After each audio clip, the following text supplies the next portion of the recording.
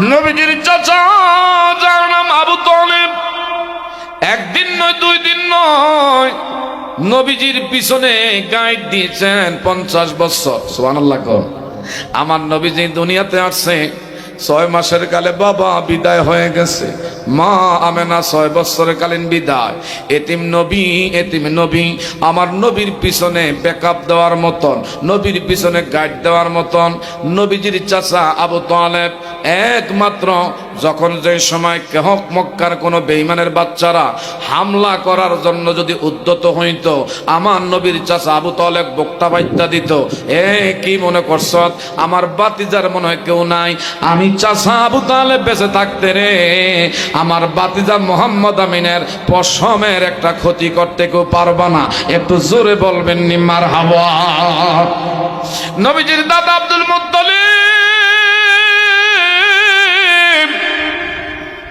হায়রে নবীজির কেমন ভালোবাসি।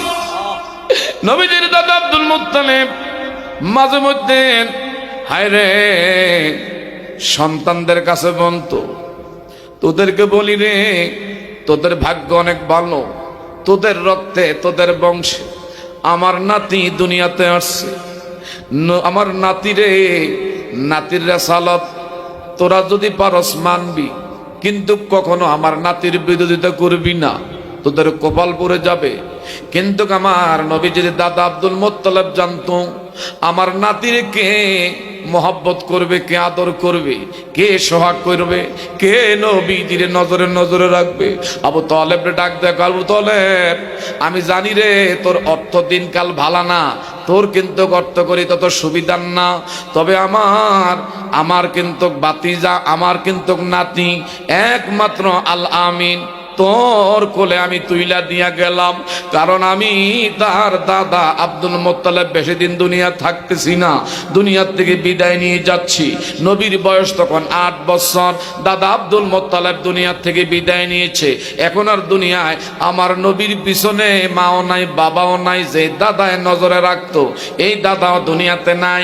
নবীজির একমাত্র চাচা আবু তালেব নবীরে এমন ভাবে নজরে নজরে রাখতো, এমনকি খাবার বর্তনে যখন হাত দিত, যতক্ষণ পর্যন্ত বাতিজা মোহাম্মদ আমিন আমার নবী যতক্ষণ পর্যন্ত খাবারের প্লেটে হাত না দিত, ততক্ষণ নিজের সন্তানদেরকে বলত আমার বাতিজা মোহাম্মদ আমিন যতক্ষণ হাত না দিবে এর আগ পর্যন্ত কেউ হাত দিতে পারবা না।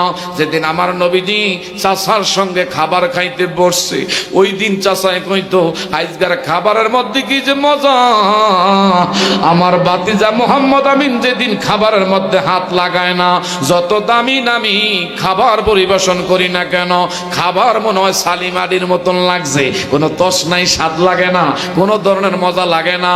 এমনকি নিজের সন্তানদেরকে বলতো আমার বাতিজা মোহাম্মদ আমিন খাইয়া থাকলে তোরা খাবি, জীবনে কোনোদিন আমার বাতিজার আগে কোনোদিন তোরা হাঁটবি না, রাস্তার মধ্যে এইভাবে পা বাড়াইবি না, তোরা চিনস না, তোরা জানোস না এই বাতিজা যদি পয়দা না হইতো আসমান জমিন আমার আল্লাহ বানাইতো না।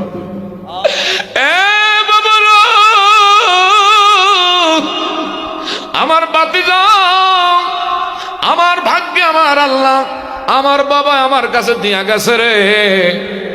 মক্কা থেকে কেউ যদি নবীর হামলা করার জন্য চক্রান্ত করত, নবীজির চাচা আবু তালেব দৌড়ে আগে যাইতো, আমি চাচায় বেঁচে থাকতে রে আমার বাতিজার একটা ফুলের আসরের দাগ কেউ লাগাইতে পারবো না, একদিন দুই দিন না।